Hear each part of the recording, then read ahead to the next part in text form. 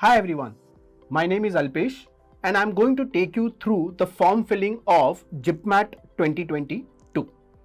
So before we get into the actual form filling of JIPMAT, let us go through what is the eligibility criteria, what is the test structure, and what are the things that I will need to keep it ready before I get into the actual form filling.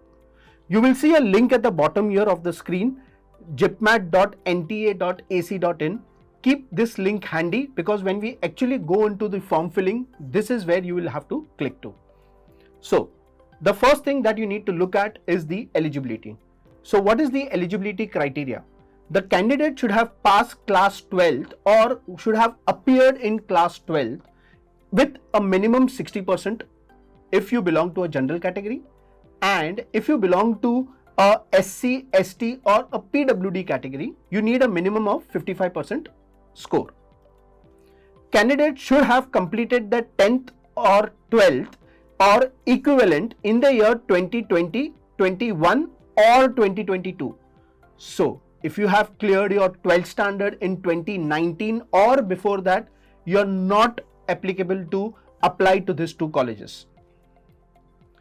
The candidate must have passed their 10th or its equivalent examination in the year 2018 or later. That means 18 or 19 or 20. Okay. Once again, if you have completed your SSC in 2017, you will not be eligible to take the test. Applicants pursuing class 12 from international schools affiliated to foreign boards like IGCSE or IB can also apply. Let us look at the selection process now. So the selection process is, you have a test, the JIPMAT, the weightage of which is 60%. Your class 10 score will give you a 15% weightage. Your class 12 score will give you a 50% weightage, and the gender diversity for females is 10%. Now, before I move any further, let's look at the JIPMAT test and which are the IIMs which are actually taking the JIPMAT test. There are two IIMs as of now which is taking the JIPMAT test. One is IIM Jammu and the other is IIM Bodh Gaya. Now, the eligibility that I just showed you was only for IIM Jammu. The IIM Bodh Gaya guys have not yet come up with any such distribution of percentages. Okay, so these are the two colleges which I can apply via JIPMAT test. What are the important dates that we need to keep in mind? The form filling for JIPMAT started on 10th of May. The last date to register is 9th of June. When will the admit cards be available? They haven't mentioned that as of now. The online exam date is 3rd July 2022 and the timing is between 3 and 5 p.m. Your result, when will it come out, and display of recorded responses of your answers. Once again, the dates for that has not been mentioned. But important thing for me here are the 2 points.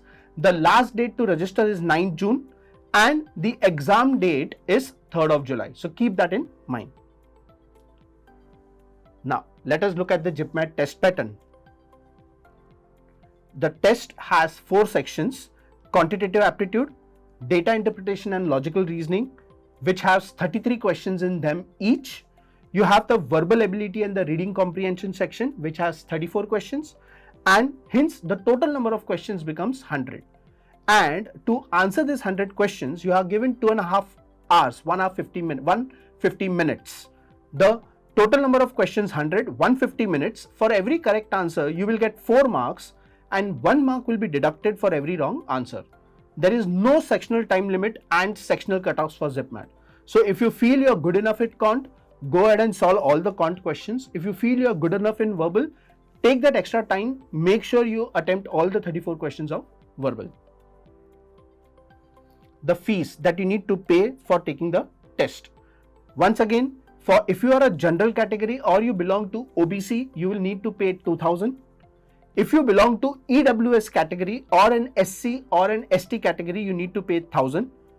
These are the fees that you will need to pay. So now let us look at what are the things that I need to keep ready before I start filling my forms. So you will need a valid email ID. you will need a valid mobile number, because once you register, you will get all the data on your email ID and the mobile number. The particulars, there is one important thing here, you need to have one valid government ID proof.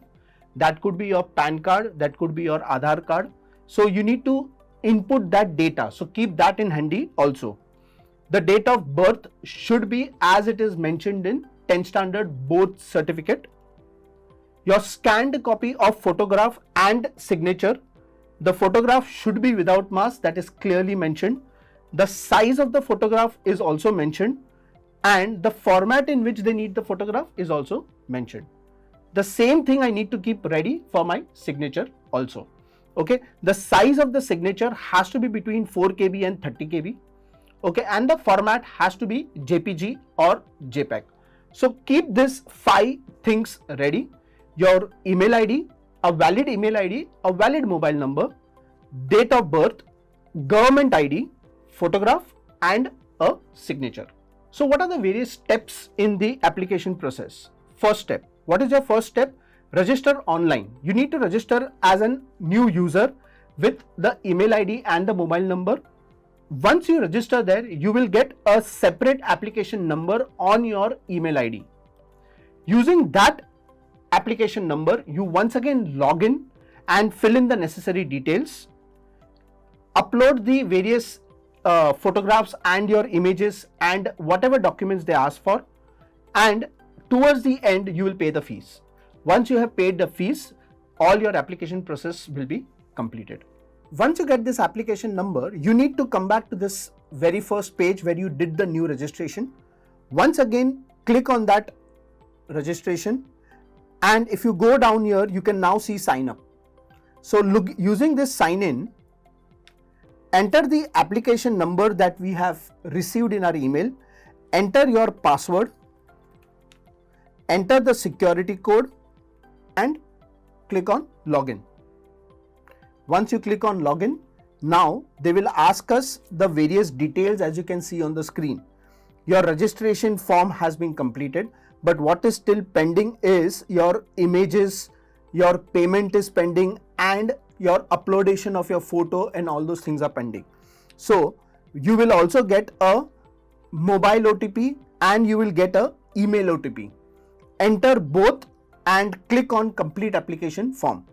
Okay, once you enter your mobile and the email OTP, then you will be in the process to complete the application form. Now, since I have verified my mobile and the email OTP as you can see on the screen, click on complete application form. Now, once I click on the complete application form, once again you can see some details are pre-filled in. Whatever is missing, fill in that. Fill in your nationality, fill in your category, fill in whether you belong to any PWD category, fill in if you have any diseases, and so on. So further, if you go, they are giving you an choice of selecting your exam city. So if I belong to, let's say, a Maharashtra, I select exam city 1 as Maharashtra. You have various choices here within Maharashtra. Select the ones that you are more comfortable, or more the area where you are likely to go ahead and take the test. So say for example, I select a Mumbai. My second choice is a Pune. Okay. My third choice, let's say within Maharashtra itself, if I have any, let's say a Nagpur. And the fourth choice, let's say if I go to the nearest one, which is a Gujarat, and click Ahmedabad. So I have the choice of selecting 4 exam cities. You will have to fill in all the 4. There is no option available there. Then fill in your 10th, your 12th marks as you can see here.